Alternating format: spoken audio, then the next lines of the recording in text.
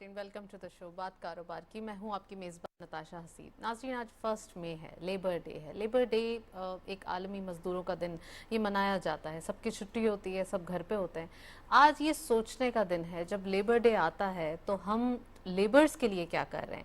यानी कि एक सभी सैलरी क्लास सब लेबर हैं, लेकिन एक जो जहन में आता है वो मज़दूर तबका आता है जो डेली वेजेस पे काम करता है। उनके लिए क्या डेकोरम है, उनके लिए क्या हमारी रिस्पॉन्सिबिलिटीज़ हैं, उनके लिए क्या बिजनेसेस आइडियाज़ हो सकते हैं कि वो अपनी इनकम के अलावा कहीं ऐसी इन्वेस्टमेंट या कहीं ऐसे उनको पार्ट टाइम जॉब दी जाए जिससे उनका करियर या उनका जो एक हम कह सकते हैं कि वे ऑफ लिविंग है वो थोड़ा सा अपग्रेड हो सके। तो आज हम इस पर डिटेल डिस्कशन करेंगे, इकॉनमी के हवाले से भी बात करेंगे। फर्स्ट सेगमेंट देखते हैं।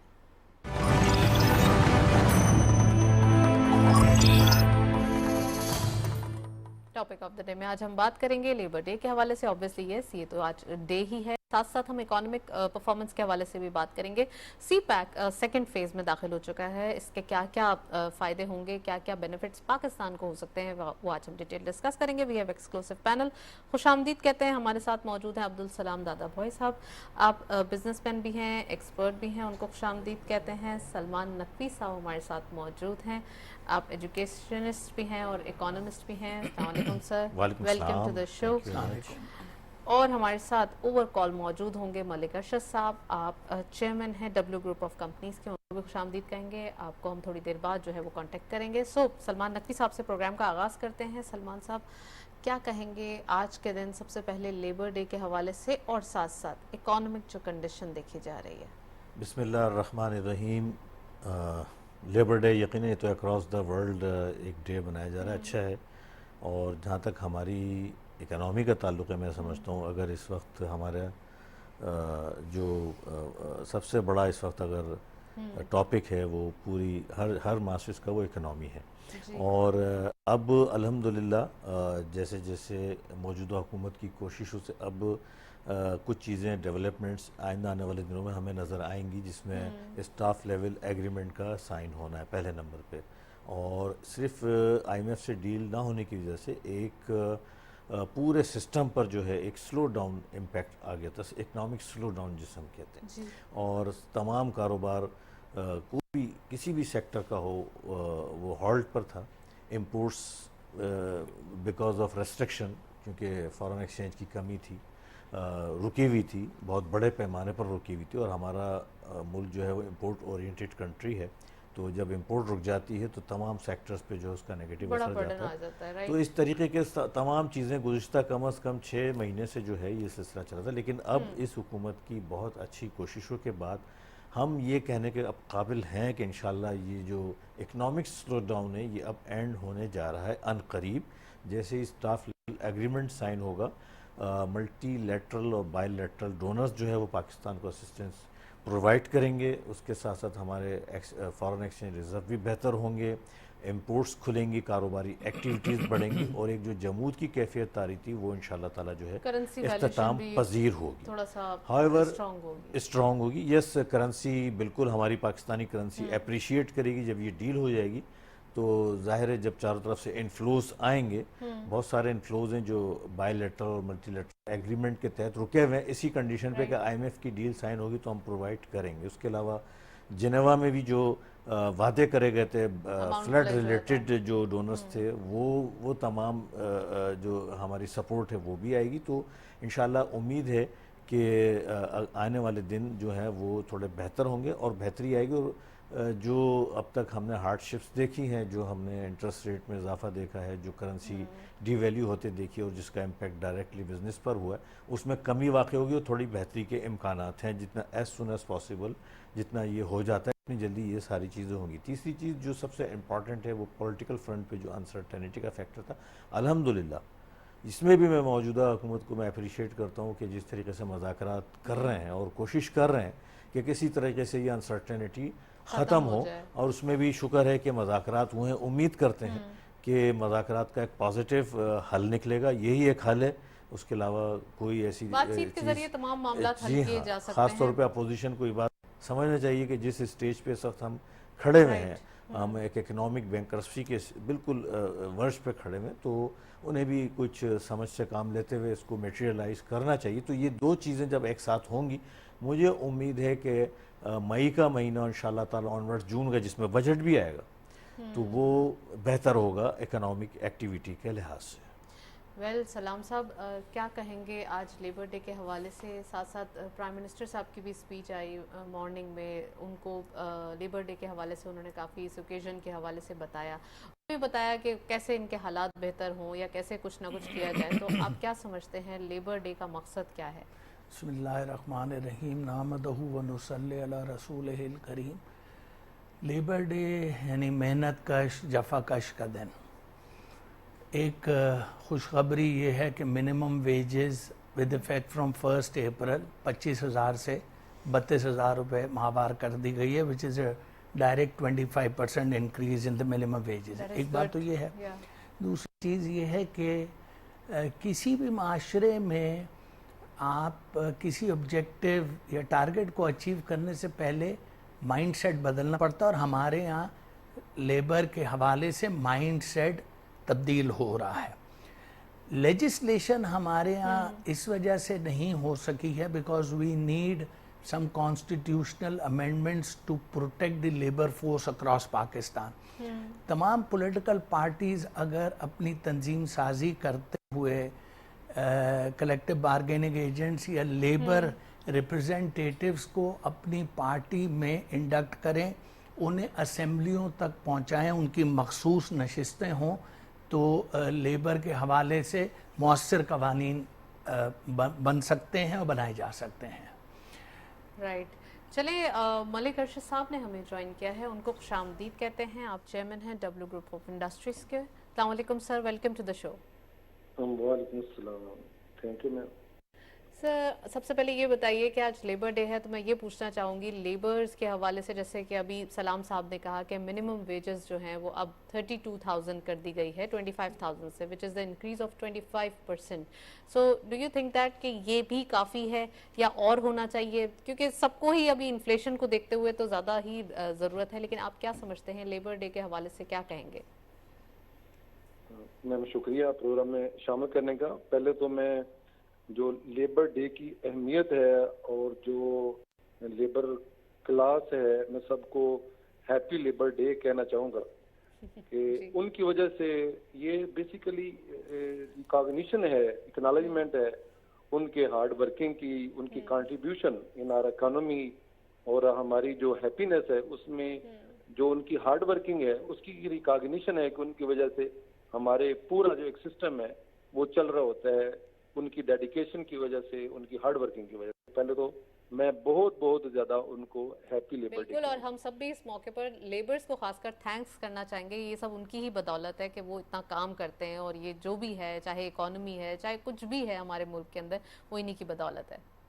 जी, बीइंग एन इंडस्ट्रियलिस्ट में मतलब दिल की गहराइयों से उनका शुक्रिया अदा करना चाहूँगा कि वो वाकई बड़ी मेहनत करके हमारी इंडस्ट्री को, हमारे बाकी सारे सिस्टम्स को, हमारी पूरी जो लाइवलीहुड है, जो हमारी लिविंग है, उसके जो अपग्रेडेशन है, इसमें उनका बहुत बड़ा रोल है, बहुत बड़ा रोल है, बल्कि रोल ही उनका है।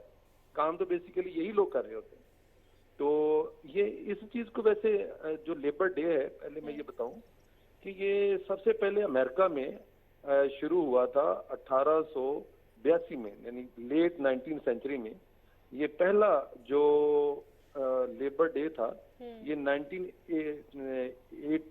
1887 में न्यूयॉर्क में पहला लेबर डे जो है वो मनाया गया था, और उसमें यही को जो एक सोशो इकोनॉमिक एक रिलेशन है उसको डेवलप करके लोगों को थोड़ा सा रिलैक्स करने के लिए और फिर वो इसको सेलिब्रेट करने के लिए, तो उनको ये एक एक्नॉलेजमेंट के तौर पे उनको ये पूरी हॉलिडे दी गई कि पूरा दिन आप छुट्टी करें और इसमें सेलिब्रेट भी करें।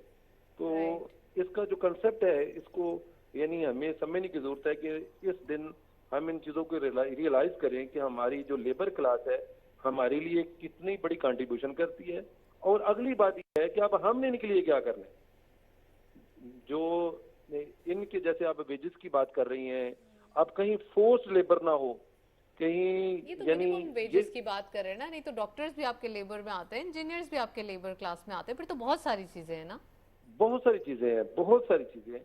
सबके लिए मैं कहता हूं कि हमें इस बात को रियलाइज करने की जरूरत है कि किस तरह, जैसे अभी इन्फ्लेशन है, तो आपने बात की है कि 32,000 सैलरी है, तो ये भी मैं समझता हूं कि जो इस वक्त कास्ट ऑफ लिविंग है उसमें इतनी भी वैसे लोगों को नहीं मिल रही। ये मैं आपको Right. अगर वेरी ऑनेस्टली बताऊं तो इन्होंने कर तो दी, गवर्नमेंट ऑफ पाकिस्तान अनाउंस कर दिया, इवन मिफ्ता साहब ने 35,000 का भी अनाउंस किया था, ठीक है।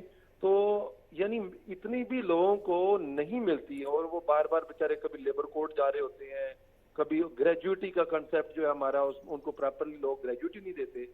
यानी एक साल तो बेचारी लेबर का हो रहा होता है, जो डेवलपिंग कंट्रीज है ना, इनमें लेबर का बड़ा एक साल होता है। तो मैं समझता हूँ कि हमें जो हर उस एस्पेक्ट से देखने की जरूरत है, जहाँ उनकी ट्रेनिंग की जरूरत है, उनकी अपग्रेडेशन की जरूरत है, उनकी जो हेल्थ पॉइंट ऑफ व्यू से कंसर्न्स हैं उनको देखने की जरूरत है। और यानी कोई चीजें उनको पता ही नहीं है, अगर हमारी को केमिकल इंडस्ट्री है उनको हैजर्डियस जो चीजें हैं उनको पता ही नहीं है, तो हमें रिस्पॉन्सिबिलिटी लेके इन चीजों को उस तरह करनी चाहिए कि उनको लॉन्ग टर्म में कोई ऐसे हेल्थ के इश्यूज ना आ जाएं। इन सारी चीजों को हमें रियलाइज करके, मैं समझता हूँ इस दिन ये रिमाइंडर है हमें कि हम उनके साथ कुछ ज्यादती तो नहीं कर रहे, उनकी अच्छाई के लिए, उनकी बेहतरी के लिए लेबर की हम क्या कर सकते हैं। वो किसी, बिल्कुल आपने ठीक कहा कि ये नर्सिंग है, बाकी सारी चीजें जो लोग इतनी ज्यादा खिदमत कर रहे होते हैं लोग, तो इन सब ये इसी उसमें डेफिनेशन में आएंगे। लेबर डजंट मीन कि एक जो सिर्फ सारा दिन वो ईंटें या बिल्कुल वो काम कर रहा है, वो हर वो बंदा जो आपकी पूरी इकोनॉमी में हार्ड वर्किंग से कंट्रीब्यूशन कर रहा है, अपनी फिजिकल एक्सपर्टीज से जो है वो कंट्रीब्यूशन कर रहा है, वो इसी डेफिनेशन में आएगा। और उनको उनका इस्तेमाल नहीं होना चाहिए। मैं समझता हूँ उनके लिए हम जितना अच्छा कर सकते हैं हमें करने की जरूरत है। यही लोग हैं, यही काम करेंगे तो हमारी जीडीपी बेहतर होगी। हमारी जीडीपी इसके ऊपर ही डिपेंड करती है कि हमारी हर क्लास जो है कितना कंट्रीब्यूट कर रही है towards economy of the country. Right, Malik Arshad साहब ने डिटेल बताया है। मैं सलमान साहब आपको गुफ्तगू में शामिल करूंगी। एक stock market is the organisation कह लें या एक एवेन्यू जनरेट करने के लिए हमारे पास एक बड़ा अच्छा ऑप्शन है। क्या समझते हैं आप इन्वेस्टमेंट के हवाले से अपॉर्चुनिटीज़, थोड़ी लोअर तबके को भी ये इन्वेस्टमेंट के जो हमारे पास कुछ रास्ते होते हैं वो दिखने चाहिए। चाहे हम लेबर डे के मुनासबत से ही बात करें तो जो मज़दूर हैं उनको भी इन्वेस्टमेंट के हवाले से कुछ नो हाउ होनी चाहिए। अगर हम डेवलप्ड कंट्रीज़ की बात करें तो 100 out of 99% 98% are investing in stock market, whereas in Pakistan बहुत ही मिनिमम क्वांटिटी है जो कि इन्वेस्टर क्लास है या बहुत स्मॉल इन्वेस्टमेंट से आती है मगर आती है स्टॉक मार्केट से। तो प्लीज़ ये ज़रा एलाबरेट कीजिए। देखें, मैं समझता हूँ कि stock market is the barometer of economy, इसमें कोई शक नहीं। और अब हम मौजूदा जो सूरत हाल है उससे मैं डायरेक्टली इसके ऊपर मैं आ जाता हूँ, इससे बजाय इसके मैं इंट्रोडक्शन दूँ स्टॉक मार्केट का, सब जानते हैं। तो this is the right time to enter in the market right now, क्योंकि इस वक्त जो मार्केट का प्राइस अर्निंग रेशो 3.5 पे lowest, one of the lowest in the history of Pakistan.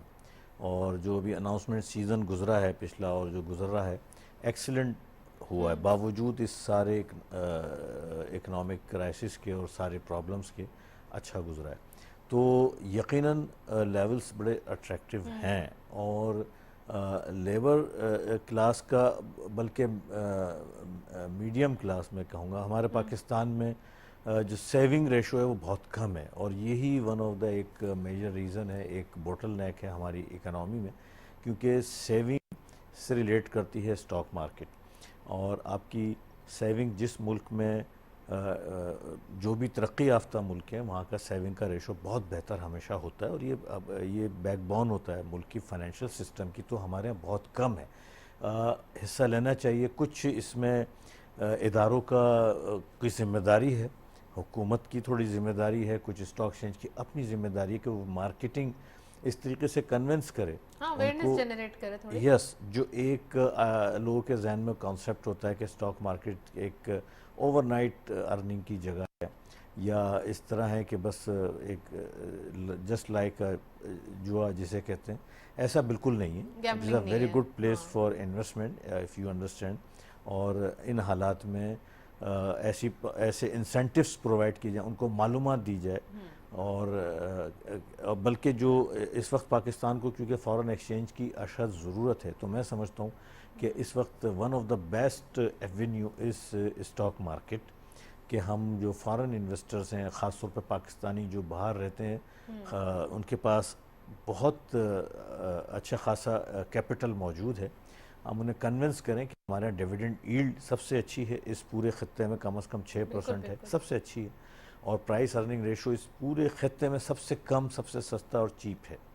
तो उन्हें इस तरह के हम चीज़ें प्रपोजल्स दें और वो इन्वेस्ट करें, तो फॉरेन एक्सचेंज भी पाकिस्तान में आएगा, उनको भी फ़ायदा होगा, उन्हें भी मुल्क की मुख्तलिफ सेक्टर्स की मालूमात होगी कि इस वक्त हमारे कौन से सेक्टर्स वक्त कहाँ पर परफॉर्म कर रहे हैं। तो this is the right time. अभी जो मौजूदा सिनेरियो है वो, क्योंकि जितनी भी नेगेटिविटीज़ थी वो डाइजेस्ट आलमोस्ट हो चुकी है, और इंशाल्लाह जैसे मैंने शुरू में बताया कि अब आइंदा आने वाले दिनों में वो चीज़ें वन बाय वन एक एक करके सॉल्व होती जाएंगी, और इंशाल्लाह हम बेहतरी की तरफ जाते जाएंगे। और by the beginning of the next year हम काफ़ी हद तक बहुत सारी चीज़ें हम कंट्रोल कर चुके होंगे। तो ये वक्त नॉट मिस्टेकन, अगर इकोनॉमी की कोई अच्छी खबर देखनी है तो हम स्टॉक मार्केट को देखें तो थोड़ा सा रिलैक्स राइट नाउ, बिकॉज जो बाकी सेक्टर्स हैं, चूँकि एक हमारी जो स्टॉक मार्केट है काफ़ी, उसका जो नेचर ऑफ वर्क है काफ़ी वाइब्रेंट होता है, काफ़ी जल्दी रिएक्शन होता है, तो वो पहले ही सारे नेगेटिविटी को एब्जॉर्ब कर चुका है और वो दिखा चुका है। अल्हम्दुलिल्लाह सबसे कम अगर गिरावट आई है वो स्टॉक एक्सचेंज के सेक्टर में आई है, हार्डली 5-7 या 10% की अगर हम देखते हैं एक साल पहले कंपेयर करते हैं तो गिरावट है, जबकि दूसरे सेक्टर्स में अच्छी खासी गिरावट है।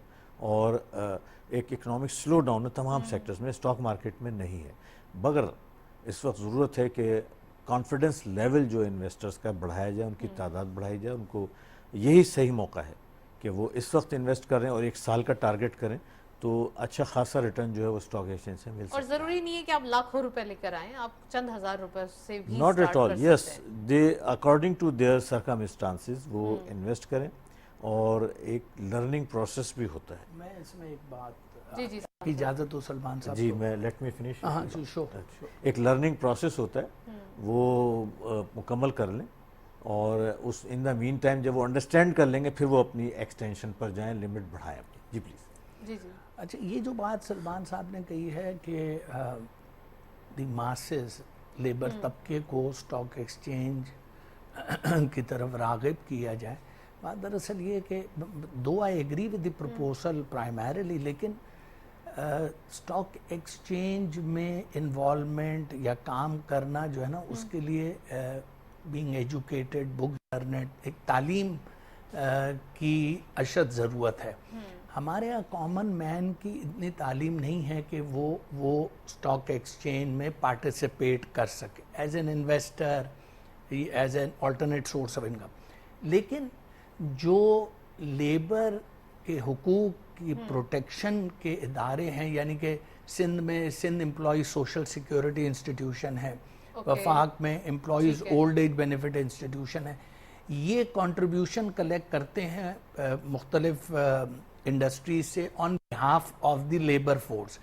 ये लेबर के बिहाफ पर सेफ सिक्योर इन्वेस्टमेंट्स कर सकते हैं स्टॉक एक्सचेंज में, और जो रिटर्न्स आए उनके फल लेबर फोर्स तक पहुंचा सकते हैं in an organized and systematic regulated manner. Well, Salman साहब आप भी एग्री करते हैं इस बात से? जी, मैंने कहा ना कि एक अवेयरनेस प्रोग्राम, और जब जैसा आपने सवाल करा था कि क्या अगर मिनिमम उनकी गुंजाइश है वो मिनिमम से शुरू करें, और लर्निंग एक प्रोसेस होता है, वो उससे गुजरना होगा, उसमें वो डेफिनेटली दे विल अंडरस्टैंड। कोई हार्ड एंड फास्ट रूल नहीं है पूरी दुनिया में। ज़्यादातर मेजॉरिटी, आपको शायद हैरत होगी कि हाउस वाइफ्स या जो घर में ख़ातून होती हैं वो स्टॉक एक्सचेंज में ज़्यादा एक्टिव होती हैं, क्योंकि वो घर में होती हैं। ये बात मैं इसलिए बता रहा हूँ कि इसको लर्न करना आसान है, कि वो भी सीख जाती हैं और समझ जाती हैं। तो एक लर्निंग एक टाइम होता है, वो इन द मीन टाइम वो उस कम कैपिटल पे वो उसको अंडरस्टैंड, और फिर जिस स्टेज पे मार्केट है वहाँ पर रिस्क फैक्टर बहुत कम है। तो ये बेहतर होगा कि जब मार्केट बेहतरी की तरफ आएगी वो कुछ लर्न कर चुके होंगे। तो ये स्टॉक एक्सचेंज की जिम्मेदारी है, उसकी मार्केटिंग डिपार्टमेंट की जिम्मेदारी है, हुकूमत की जिम्मेदारी, ऐसे प्रपोजल्स दें, ऐसे प्रोडक्ट बना के दें उनको, रोड शोज़ करें उनको, उनके प्रोग्राम्स करें। अब आपका मैं अप्रिशिएट करता हूँ इस प्रोग्राम को जी। शायद प्राइवेट मीडिया तो टोटल पॉलिटिक्स पर चला गया, उन्हें तो कोई दिलचस्पी नहीं है मुल्क की मईशत से, वो पॉलिटिक्स खेलते रहते हैं और बेड़ा गर्क करते रहते हैं मुल्क का। लेकिन मैं अप्रिशिएट करूँगा आपके इस चैनल को जो हमेशा पॉजिटिविटी दिखाता है, और ख़ास तौर पर बिजनेस एक्टिविटी का शायद सबसे अच्छा, और सिर्फ पॉजिटिविटी को प्रमोट करा जाता है, बहुत अच्छी बात है, बताया जाए तो फिर उनका रुख जो है इधर ज़्यादा से ज़्यादा हो सकता है। Thank you so much Salman साहब, आपने ये बात को जो है वो सराहा। मैं अरशद साहब को गुफ्तगू में शामिल करूंगी। अरशद साहब, आप सुन रहे हैं इन्वेस्टमेंट के हवाले से बात हो रही है। इन्वेस्टमेंट के जो हमें ज़राए हैं वो ढूंढने चाहिए। डू यू थिंक दैट कि अब जो एक मुतवस्सित तबका है उसको भी ज़रूरत है सेविंग्स की, और उसको भी ज़रूरत है वो किसी ना किसी तरीके से स्टॉक मार्केट या डिफरेंट जो इन्वेस्टमेंट प्लान्स होते हैं उनकी तरफ आए, ताकि छोटी छोटी अपनी अमाउंट से ही अच्छा एक अमाउंट जनरेट कर सकें? नहीं मैम, बिल्कुल। मैं ये जो बात हो रही है, एक तो पहले जो सलमान साहब ने कहा है, I also would like to really appreciate this channel और स्पेशली दिस प्रोग्राम, कि आप हर उस टॉपिक के ऊपर फोकस करके बात होती है यहाँ पे जो बिजनेस और हमारी इकोनॉमी से रिलेटेड है, और पॉजिटिव चीज़ों को हाईलाइट करके, और जो नेगेटिविटी है कोई उसके ऊपर भी सजेशन या सोल्यूशन की बात होती है। तो ये जो अभी आपने बात की है इन्वेस्टमेंट की और लेबर क्लास की, तो मैं समझता हूँ ये जो स्टॉक एक्सचेंज की इन्वेस्टमेंट है, इसमें हम चूंकि चैनल पे बैठ के बात कर रहे होते हैं, तो यहाँ जरा हमें बड़ा जिम्मेदारी से बात करने की जरूरत होती है। कुछ लोग फिर हमें बड़ा एक्सपर्ट समझ के हमारी बात को ब्लाइंडली फॉलो करना शुरू कर देते हैं। तो ये इन बेचारों लोगों की कोई डिस्क्रिशनरी इनकम इतनी ऐसी नहीं होती कि एक भी डिसीजन गलत हो गया तो वो तो पूरी जिंदगी के लिए गया है। तो मैं समझता हूँ कि इसमें इस स्पेशली जो स्टॉक एक्सचेंज का बिजनेस है, ये बड़ा स्पेकुलेशन पे चल रहा होता है, बड़ी कैलकुलेटेड मूव होती है। इसके लिए आपको एक्सपर्ट और मेंटर्स की जरूरत होती है। इवन जो पढ़े लिखे बिजनेसमैन है वो भी डायरेक्ट से इसमें इन्वेस्टमेंट नहीं करते, वो भी कोई ना कोई दरमियान में मेंटर और कोई ना कोई उन्होंने एक्सपर्ट जो है हायर किए होते हैं इसकी इन्वेस्टमेंट करने के लिए। म्यूचुअल फंड्स के थ्रू चले जाते हैं वो जी। तो इसमें हाँ एक चीज है कि अगर ऐसी बात है तो दो चार, जो हम किसी कंपनी का नाम नहीं ले सकते कि उसमें इन्वेस्टमेंट की जाए, लेकिन जिनके stable dividend from years and years and years आ रहे हैं, उसमें वो लोग जो है डेफिनेटली इन्वेस्टमेंट कर सकते हैं। अगर अपनी सेविंग जो है पर मंथ, अगर उनकी जो भी इनकम है, अगर उसका कोई 10% भी सेव कर रहे हैं, तो वो इसमें इन्वेस्टमेंट शुरू में स्टार्ट में तो डेफिनेटली कोई बिजनेस भी बड़ी इन्वेस्टमेंट से शुरू नहीं करना चाहिए। हमेशा हमेशा ऑलवेज जो है ना, उसका स्टार्ट जो है आपका वो हम्बल होना चाहिए, थोड़ी इन्वेस्टमेंट से होना चाहिए। आपकी लर्निंग एक कर्व है जिसको कंप्लीट होना चाहिए, और उसके बाद आप बड़ी इन्वेस्टमेंट पे जाएं और जो भी आपने करना है बड़ा प्लान करें। प्लान बड़ा हो लेकिन स्टार्ट विद हम्बल, जो स्टार्ट थोड़ा से बेबी स्टेप्स लेने चाहिए, आप समझते हैं जी ऐसी। अर्शद साहब, थोड़ा सा इकोनॉमी के बारे में भी पूछना चाहूंगी। इकोनॉमिक कंडीशन क्या देख रहे हैं, आने वाले दिनों में क्या ट्रेंड देख रहे हैं? पॉलिटिकल थोड़ा सा अब थोड़ा सा हम कह सकते हैं माहौल ईज आउट हुआ है, प्लीज इसके बारे में बताइए। मैम, ये जो हमारी इकोनॉमिक परफॉर्मेंस है ना पिछले इस पूरे ईयर में, इसमें जो बहुत चैलेंजिंग चीजें रही हैं इकोनॉमिक पॉइंट ऑफ व्यू से। हमारे पेबल्स जो है इंटरनेशनल, उनकी, फिर इस वक्त हमारा इन्फ्लेशन रेट, बाकी सारी चीजें जो है, हमारे फॉरेक्स रिजर्व, फ्लड आ गया, ठीक है, और उसकी वजह से हमारा $40 बिलियन के लॉसेज हुए हैं in form of agriculture crops और in form of structural damage, उसका इम्पैक्ट आया है। और फिर जो इस वक्त हमारी इकोनॉमिक सिचुएशन अदरवाइज है, जो डॉलर डिस्पैरिटी है, और उसकी वजह से जो पेमेंट्स आके अभी जिनका प्रेशर है हमारे ऊपर, तो डेफिनेटली हमारी इकोनॉमिक एक्टिविटी जो है या ग्रोथ है वो थोड़ी सी स्लो डाउन हुई है, और हमारे रिमिटेंसेस जो है वो कुछ 10% नीचे आए हैं, हमारे एक्सपोर्ट को 10% नीचे आई है। right. तो मैं समझता हूँ इन चीजों को बेहतर करने के लिए जैसे एफर्ट कर रहे हैं, $2 बिलियन सऊदी अरब ने, $1 बिलियन यूएई ने हमें दिया है, और आईएमएफ के साथ जो हमारी डील चल रही है, तो मैं समझता हूँ ये चीजें फ्यूचर में इंशाल्लाह इमीडिएट कुछ कपल ऑफ डेज में ये चीजें और बेहतर हो जाएंगी। और जैसे पेट्रोल के लिए जो हमारा फ्यूल प्राइसेस है, ये भी प्लान किया जा रहा है कि जो लो इनकम हमारा मासेस हैं उनके लिए प्राइस थोड़ी सी किसी भी तरह कम की जाए। तो जब ये चीजें कम होंगी तो फिर डेफिनेटली हमारी जो बिजनेस एक्टिविटी है वो और बढ़ेगी। थोड़ा सा जो इम्पैक्ट है इन्फ्लेशन का, उसकी वजह से हमें काइबर रेट को बढ़ाना पड़ा। काइबर रेट बढ़ने का असल में ये दो उसके इम्पैक्ट आते हैं। जब बैंक काइबर रेट बढ़ाते हैं तो आपकी जो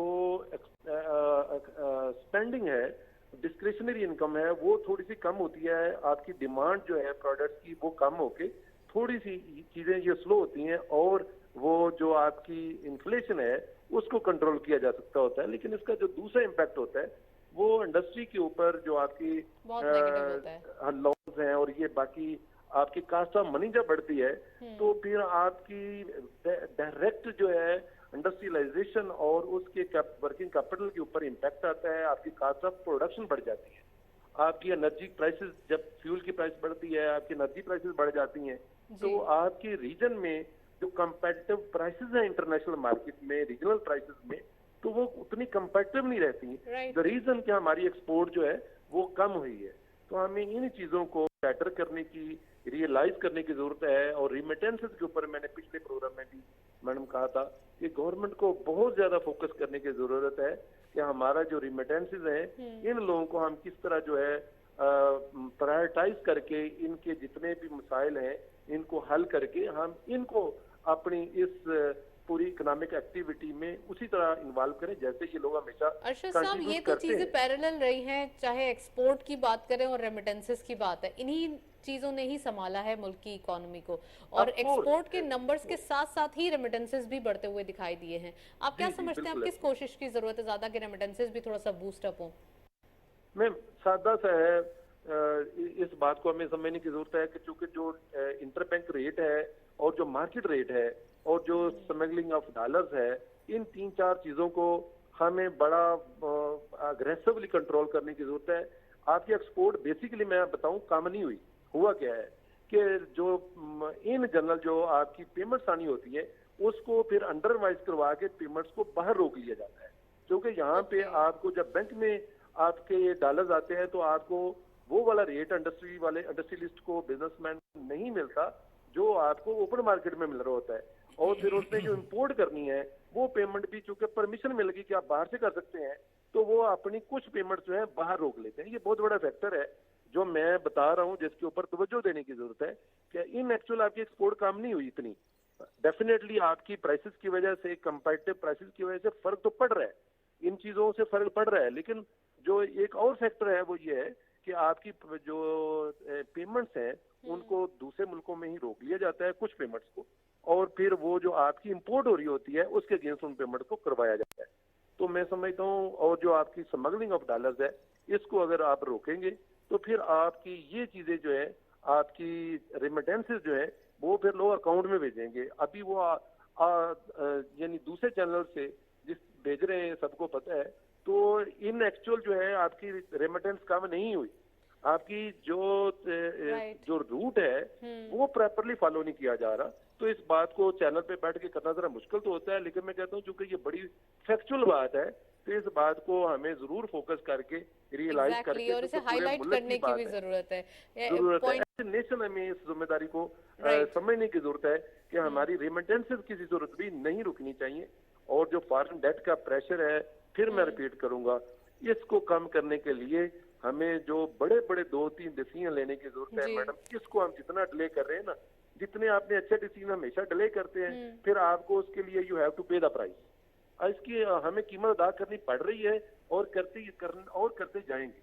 मैं कह रहा हूँ कि इसका कोई भी बैठ के प्लान करें कि ये जो $32 बिलियन की पेमेंट अगले साल में आ रही है, हमने कैसे पूरी करनी है बिल्कुल और बिल्कुल, इसको मैं क्या अग्री हल करती करना हूँ है। अर्शद साहब। मैं पॉइंट टेकन, मैं बस सलमान साहब को इसको गुफ्तगू शामिल करूंगी। सलमान साहब देखें, ये बड़ा एक सिस्टमाइज वे में काम करने की ज़रूरत है। हम ईज़ ऑफ डूइंग बिजनेस की बात करते हैं, लेकिन यहाँ पर कुछ प्रॉब्लम्स हैं जिसको बिजनेस कम्युनिटी भी क्या करे, वो कहाँ बताए, और गवर्नमेंट के साथ भी इश्यूज हैं। वो उन्होंने भी इम्पोर्ट बंद किया, नहीं तो डिफॉल्ट हो जाता कंट्री।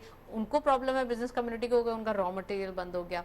अगर ये रेमिटेंसेस की बात करते हैं, रेमिटेंसेस जब वो यहाँ भेज देते हैं तो फिर नेक्स्ट जो पेमेंट्स है उनके लिए प्रॉब्लम होती है, वो वहाँ होल्ड कर लेते हैं तो कंट्री को इश्यूज होते हैं।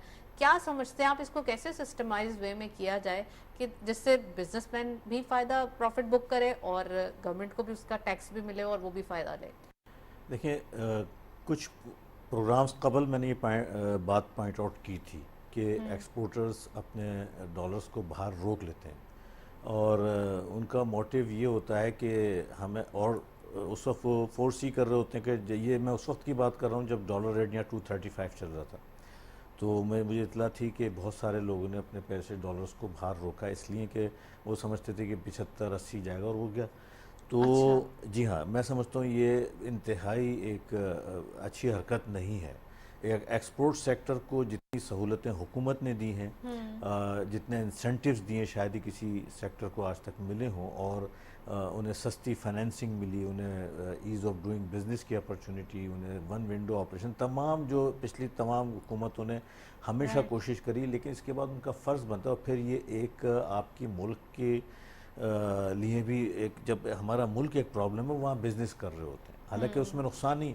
हाँ, हुकूमत की साइड से जो मैं समझता हूँ गवर्नर्स का इशू है या मैनेजमेंट का इशू है, वो ये ज़रूर है कि हवाला हुंडी के काम पे पाबंदी हो सख्त, इसमें कोई रियायत नहीं होनी चाहिए, क्रैकडाउन होना चाहिए। दूसरी चीज़, जो रेमिटेंसेस भेजी जाती हैं उन्हें भी अच्छे प्रपोजल्स उन्हें दिए जाएँ, उन्हें इंसेंटिव दिए जाएँ, उन्हें टैक्स के छूट दिए जाएँ, उन्हें इस तरह की सहूलतें दी जाएँ कि वो प्रेफर करें कि हम थ्रू प्रॉपर चैनल जो है हम रेमिटेंसेस भेजेंगे, बजाय इसके हम हवाला हुंडी के ज़रिए भेजते हैं। तो इसमें फ़र्क पड़ सकता है। ये बड़ा अच्छा प्रपोजल, देखिए इस तरह के बहुत सारे प्रपोजल्स हैं, इसमें one of the best proposal ये भी है।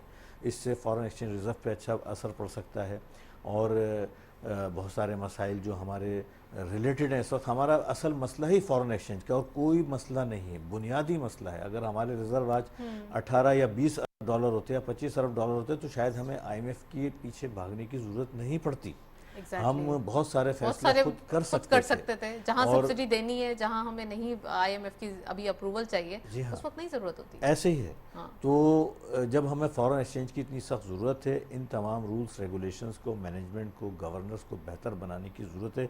हुकूमत से मैं अपील करूँगा इस पर फौरी तवज्जो दें, और इससे फ़र्क पड़ेगा इंशाअल्लाह ताला। एक रेमिटेंसेस में इजाफा होगा, प्लस जो एक्सपोर्टर्स इस तरह का काम करते हैं उन्हें नहीं करना चाहिए, उस पर भी चेक एंड बैलेंस होना चाहिए, वो आना चाहिए पाकिस्तान। मैं सलाम साहब से पूछूंगी। सलाम साहब, हवाला हुंडी जो ये बोल रहे हैं, यानी कि ग्रे चैनल्स, इनफॉर्मल चैनल्स को लोग इसलिए यूज़ करते हैं कि उनका जो एक वैल्यूएशन या जो डिफरेंस है वो बहुत ज़्यादा है, और वो एज़ ज़्यादा एज़ हम कह सकते हैं कि वो तकरीबन 50 रुपीज़ या 40 रुपीज़ या 30 रुपीज़ का एक ह्यूज अमाउंट उनको मिल जाता है पर डॉलर, या पर जो उनकी करेंसी के हवाले से उसके कंपनसेट करने में।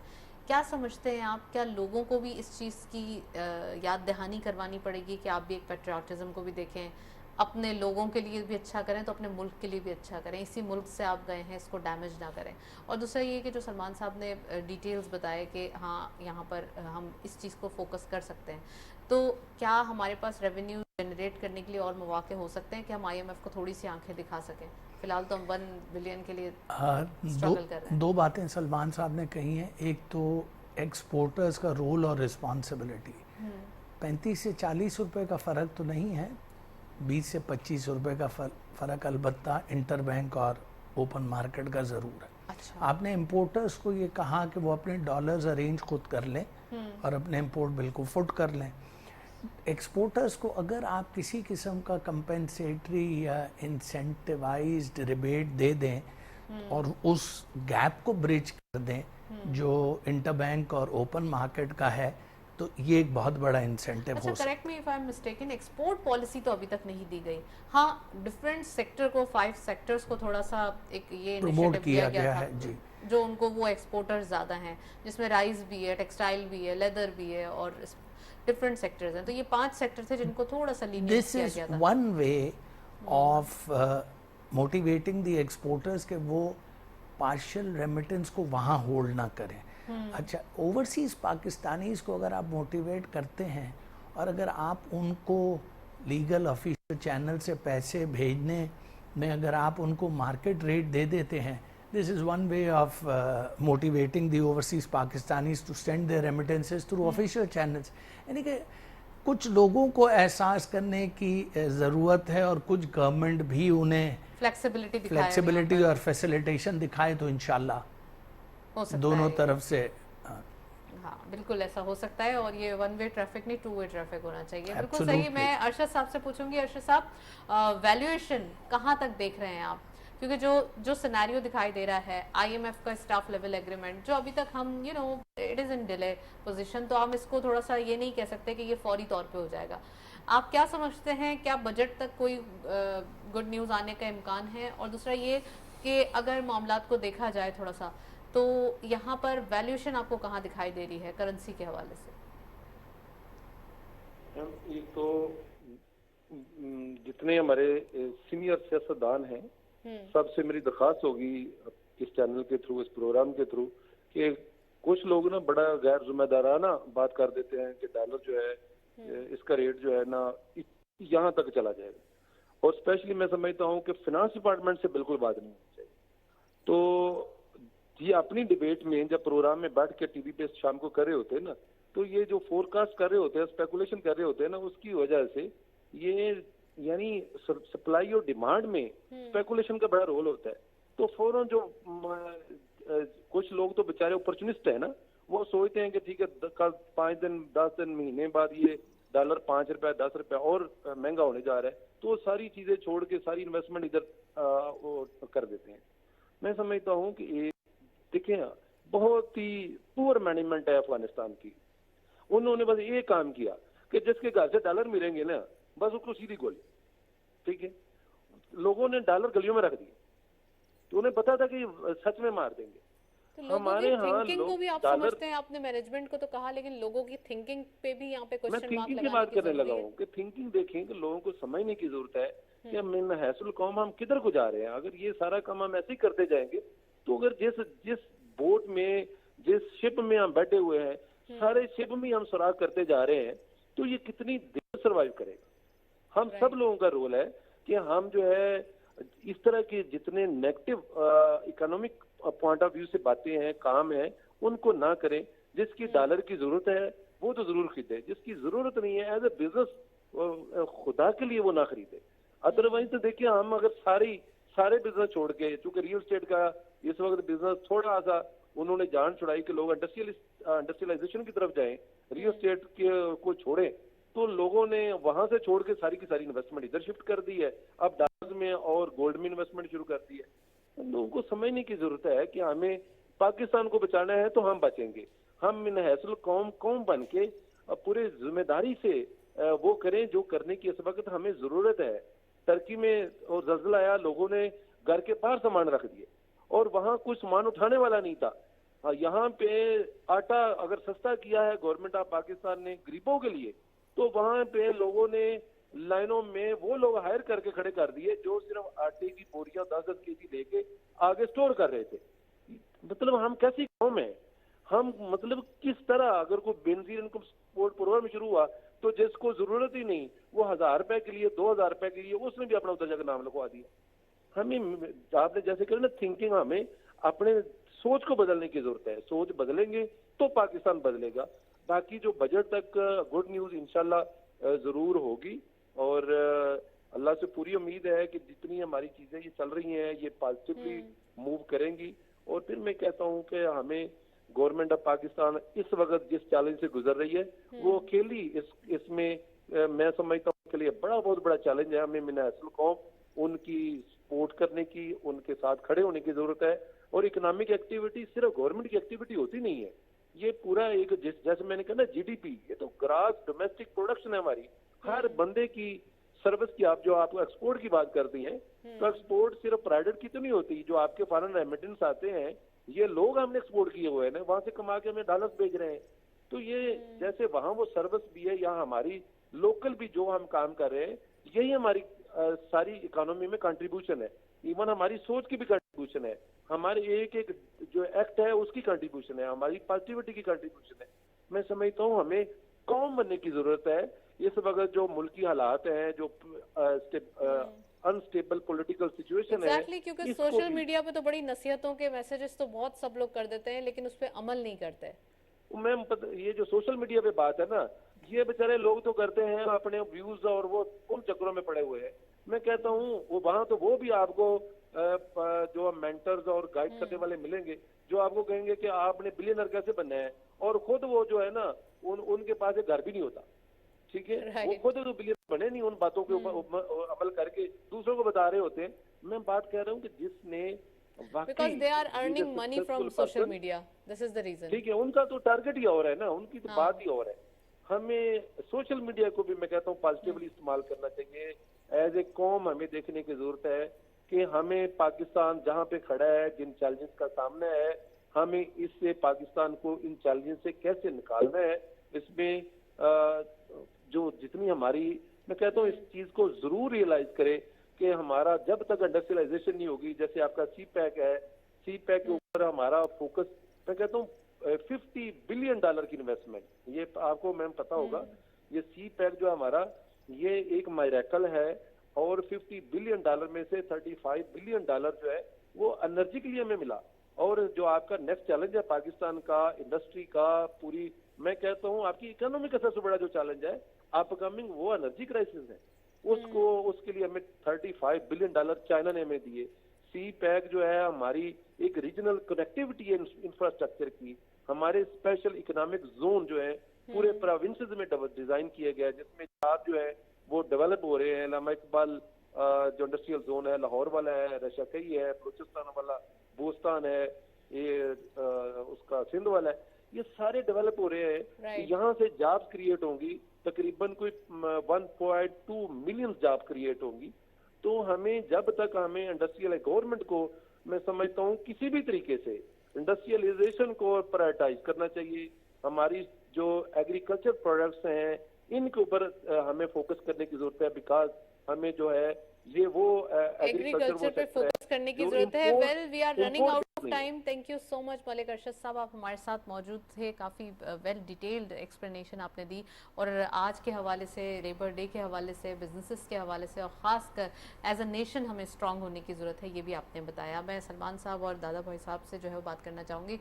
सलाम साहब, ये बताइए कि आज जो हम सिचुएशन देख रहे हैं इकोनॉमिक कंडीशन में, इसमें सबसे ज़्यादा जो, अगर हम थोड़ा सा ये देखें कि पॉलिसीज़ अगर हमारे पास होती या हमारे पास कोई विजन होता, जो कि किसी ना किसी तरीके से गवर्नमेंट्स बनाती हैं आके फॉर 5 इयर्स, फॉर 3 इयर्स, वो बन जाते हैं, लेकिन उस पर अमल नहीं होता। तो सबसे ज़्यादा लैक हम पॉलिसीज़ में ही करते हैं। This is the reason. ये तमाम जो स्टोरी है, इसका जो एक मॉरल ऑफ द स्टोरी है वो यही है कि अगर पॉलिसीज़ होती तो तमाम चीज़ें सही होती। नहीं जनाब, ये ऐसी बात नहीं है, पॉलिसीज़ भी हैं, लॉज भी हैं, इम्प्लीमेंटेशन नहीं है। जो मलिक साहब ने बात की है मैं उससे टोटली इत्तेफाक करता हूँ। नेशनल कोहेजन की कमी है। ये टाइम है कि आप सारे डिफरेंसेस छोड़ के आप पाकिस्तानी हो जाएं, चाहे वो एक्सपोर्टर हो, चाहे वो इंडस्ट्रियलिस्ट हो, चाहे वो लेबर क्लास हो, जफाकश हो, मेहनतकश हो, पाकिस्तानी हो जाएं, गवर्नमेंट भी और आवाम भी, और पाकिस्तान का सोचें तो इंशाल्लाह अच्छी खबरें are in the offing. IMF का स्टाफ लेवल एग्रीमेंट होने लगा हुआ है। आर्मी चीफ चाइना गए हुए थे for second phase of CPEC. अच्छी खबरें आ रही हैं और इंशाल्लाह 2-4 महीने में ये जो इन्फ्लेशनरी इफेक्ट है ये भी कम होगा, और डॉलर रुपी की जो वैल्यूएशंस है उसमें भी बेहतरी आ जाएगी इंशाल्लाह। सलमान साहब, लास्ट कमेंट, हमारा टाइम जो है नहीं बिल्कुल पोटेंशियल मौजूद है इंशाल्लाह।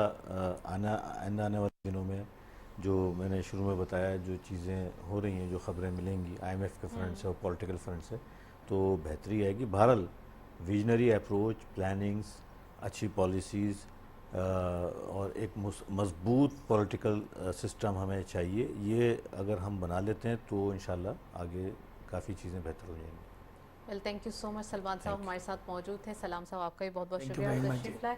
आज के दिन हमने डिस्कशन की जिसके अंदर लेबर डे के हवाले से जो जो इश्यूज जनरेट होते हैं या जिन इश्यूज को टैकल करने की ज़रूरत है, फौरी तौर पे उनके सजेशंस या सॉल्यूशंस लाने की ज़रूरत है, वो आज हमने डिस्कस किए।